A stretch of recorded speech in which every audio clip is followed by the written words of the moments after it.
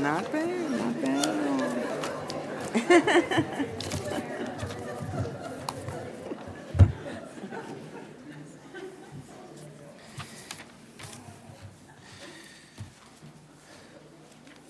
The story of the plagues of the Passover is a long one, running from Exodus 7 through about Exodus 12.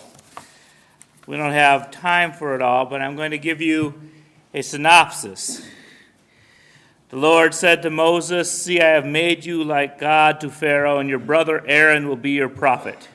You are to say everything I command you, and your brother Aaron is to tell Pharaoh to let the Israelites go out of the country. But I will harden Pharaoh's heart. And though I multiply my miraculous signs and wonders, he will not listen to you. Then I will lay my hands on Egypt with mighty acts of judgment. And the Egyptians will know that I am the Lord, and I will stretch my hand out against Egypt and bring the Israelites out of it." So Moses goes to Pharaoh, throws his staff down in front of Pharaoh, and it becomes a snake. Pharaoh's magicians do the same things. Pharaoh's heart became hard, and he would not listen to them, just as the Lord had said.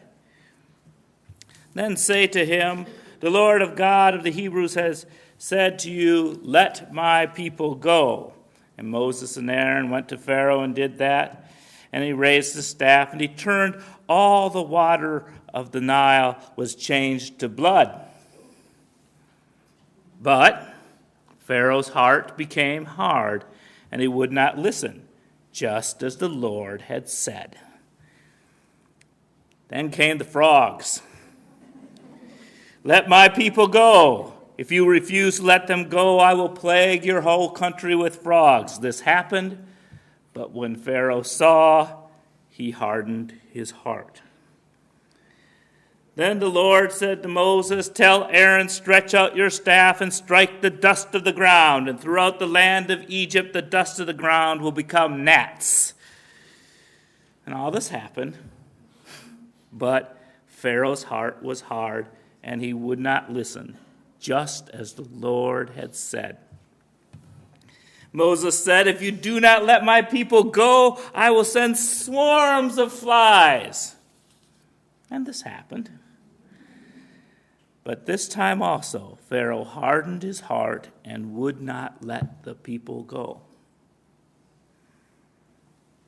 Moses then said, "Let my people go, that they may worship.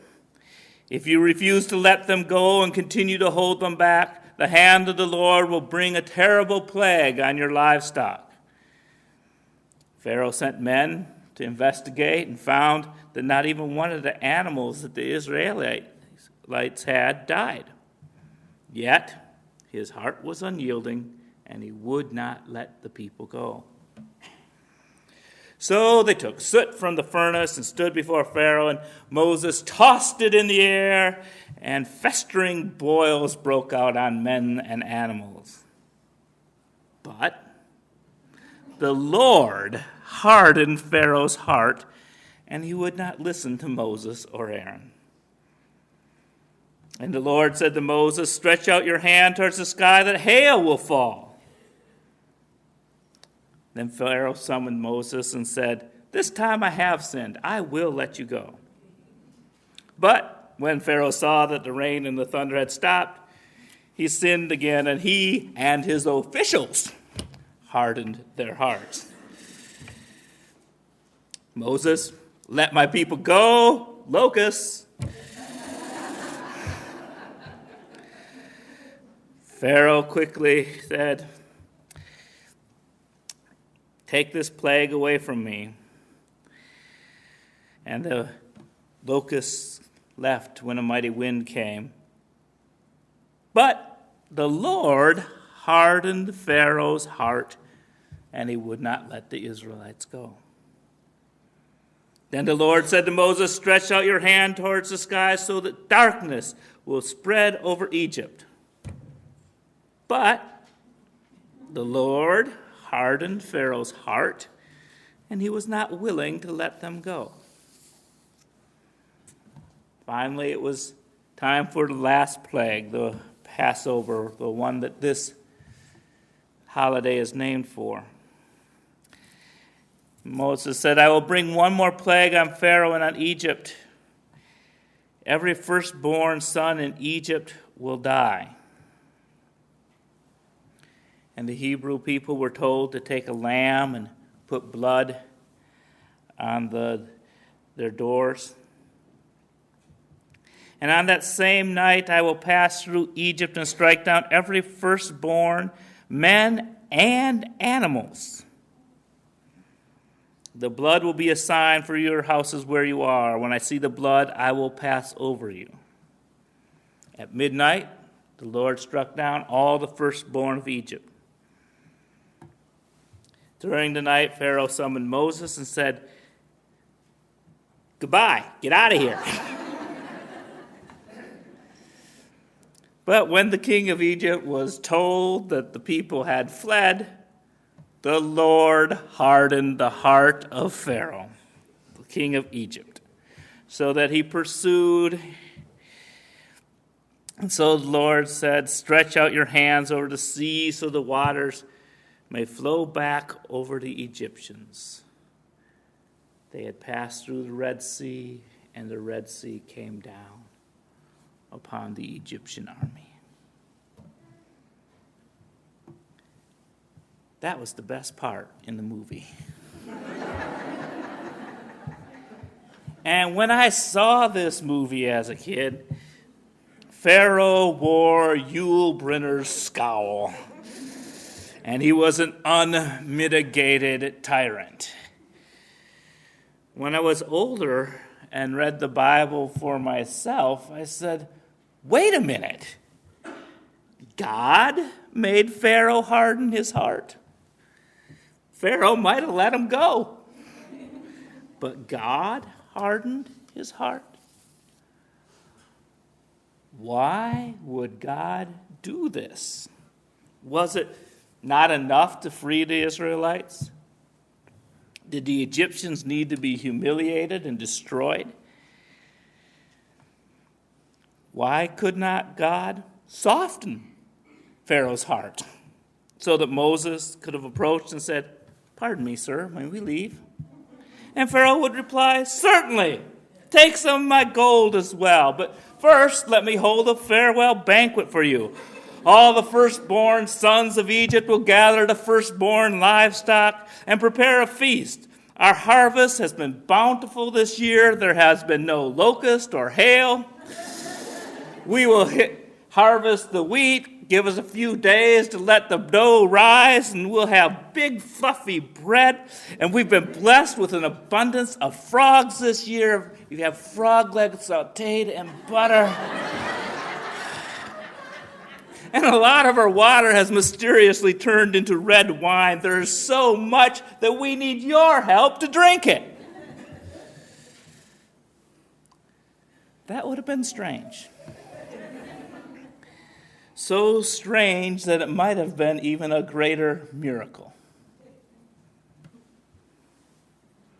Why did God send plagues instead of blessings? The passage just said that it was done so that the power of the Lord be displayed. But to me, this portrayed God very negatively.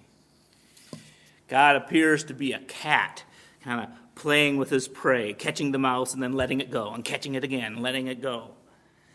Seems like a softball team that's leading a game 20-0 and says, let's suspend the mercy rule so we can keep on playing. It's like the player who has to do a fantastic end zone dance because scoring a touchdown isn't enough. It's like the politician who, after winning a rigged election, makes sure that his opponents get arrested. It's cruel to set people up for a fall. It is as if victory is not enough, if freedom is not enough, that somehow humiliation is necessary. It was this cruel image of God that made it difficult for me to believe. For it was easier to believe that a God didn't exist than to worship a sadistic tyrant. But a possible explanation is that Scripture is written after the fact. Perhaps something did happen in history. Strange plagues arose. A theory published in 1957 by an English literature scholar named Greta Hort said that the ecological domino effect was kicked off by a massive red tide of algae laced with anthrax bacteria in the Nile River. The dead fish got sick, the frogs came ashore, and the frogs contaminated the soil, infecting and killing livestock.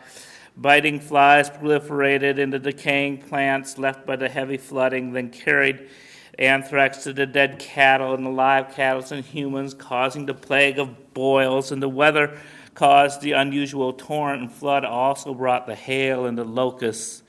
And some of the plagues may have missed the Israelites due to a natural sheltering effect of the eastern Nile Delta Valley they dwelled in. Hort suggests that the Israelites left Egypt because they had food and that the Egyptians wanted and would have taken it from them. So if they stayed, either they would die by violence or starvation. Perhaps, if this indeed happened, this fantastic series of natural events, the Israelites, looking back, would attribute it to God and tried to figure out why Pharaoh didn't let them go sooner and came up with the solution of God hardening his heart. But whether or not there were actual miracles or a natural explanation, or whether the Exodus even occurred, these passages tell us something about humanity. If we do not like or believe in a God who is cruel and vindictive, we should hate that behavior even more when we see it in ourselves. We all have visions of justice in the world. We believe that prisoners of war shouldn't be tortured. We do not believe that bankruptcy should no longer be an option for the poor. But when pointing our fingers at the cruelty of our political foes, we have our own cruelties. I know I've had these thoughts in my mind, and I have heard them from your lips. Is it not enough for us to have our ideas of love and justice to prevail? Do we desire that karma be as cruel to our enemies as they have been to us? Why is it so hard to hope for good for everyone? Why do we hope that our opponents will be plagued? We relish scandals that embarrass the politicians, preachers, and people with whom we disagree. Is it a function of our perceived powerlessness that we hope for divine intervention? Why do we hope that powers, whatever they be, will vanquish our enemies? Why do we feel so powerless? Perhaps it's because we know that the religious right has out-hustled us. They have worked harder. They have been able to spread their message more widely than we have with our supposed intellectual and compassionate superiority. Just out of sheer numbers, Samaritan's Purse is going to give more money to tsunami aid, maybe even per capita, than you's are able to do. Helping the poor. The fundamentalist churches grow because of their certainty. They preach that their enemies will be vanquished, and this kind of feeds into that human cruelty that it's not just enough to go to heaven. Part of the joy of being in heaven is looking down into hell and seeing those people writhe and get their just desserts.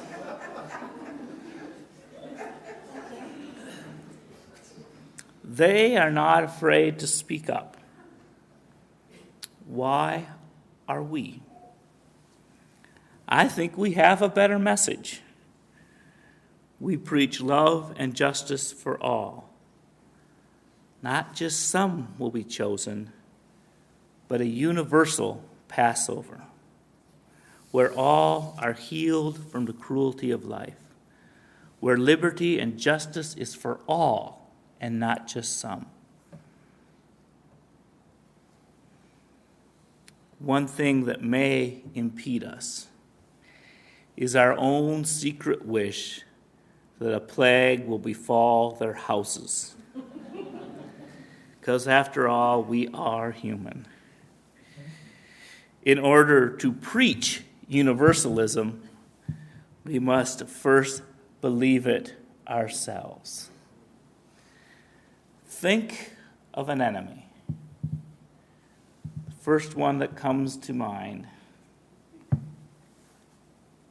And hope good things for that person right now.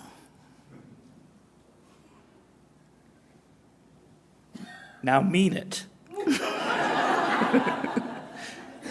This is hard work. Some people think this is the easy religion because you get to believe what you want to. But it's the hardest. It's the hardest to truly want a universal Passover. Freedom for all. If we do not believe that there's one love for all, it'll be stuck in our throat when we try to say it. But then again, perhaps we might have to say it until we believe it. Perhaps by saying it enough, we'll begin to actually believe it, and then furthermore, actually live it. May our love multiply and swarm over this land like locusts. A plague of peace that passes over nobody. How do we do it? How do we really step out of wanting the downfall of others instead of victory for everyone? I love being a youth minister. A friend of mine who's a Presbyterian said, "You have to know everything about every religion." I said, "No, I don't. I just have to ask questions and then duck." But I'm open for your ideas.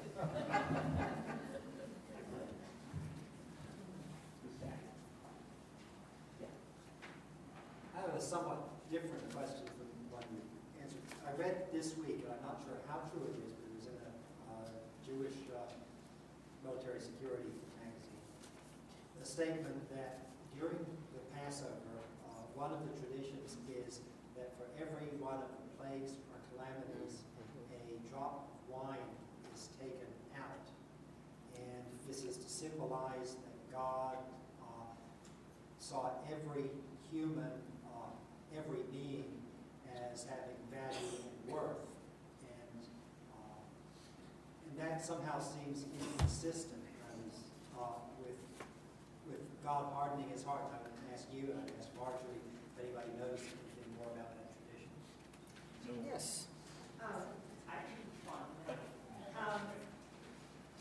The idea is that wine is pleasure, and it's part of every Jewish celebration.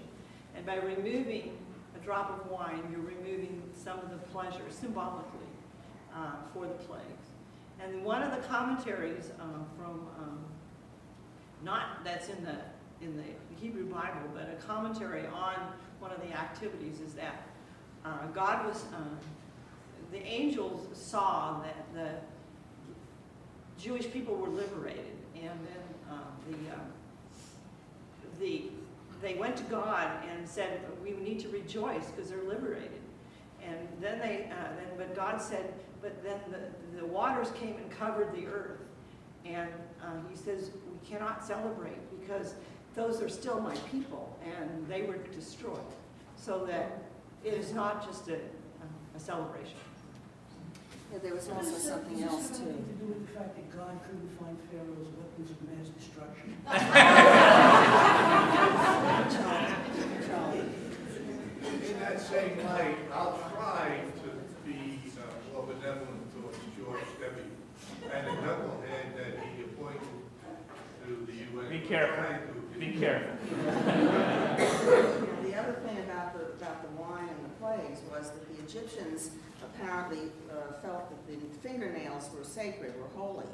And in order to flick the wine, you used your pinky finger, and you put it in, and then you flicked it with your fingernail. Sometimes the children would flick it at each other, but that was the reason why the fingernails were used, was because the Egyptians felt they were holy. It's fascinating, the Jewish traditions. But I want to return to that question: how do we live our universalism? Chip. Now, just tongue in cheek, if you've seen the latest email come around about Unitarian jihad, I commiserate most with the brother getting gun love, but unfortunately the entire jihad was put off from committee and is retaken. But a sense of getting out there and really being bold with our message. You in the Pharaoh skirt. They should be present today. Take pot shots at me if you want to. This is hard for me. I mean, he said, think of somebody that you really disagree with and wish good for them, and it was, and then he follows it up with, and mean it.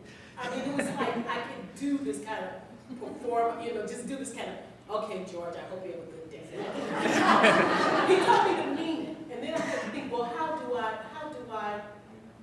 I do this universal thing of love, or somehow, and then what occurred to me was, if everybody was Unitarian Universalists, they would be finding that true spiritual path for them that made sense.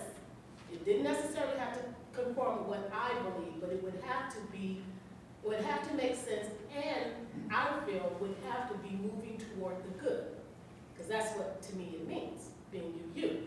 Is somehow you find your balance and how do you move toward the good. So I thought, okay, I will wish for him that somehow he finds a way to move toward the good in a way that makes sense for him, and that doesn't harm other people or himself. Maybe that's how we do it. It's like somehow we have to articulate to people that it is possible to be true to yourself and to care about the other person and leave room for them to be themselves. Somehow we have to try to articulate that. Interesting because I've been more aware of that, and I work at an elementary school in Davis County, as I said, and have been trying to engage people in conversations, at least about what I think or don't think. And the best way I have been able to find to do it is to model for them, I guess, what I wish they would do.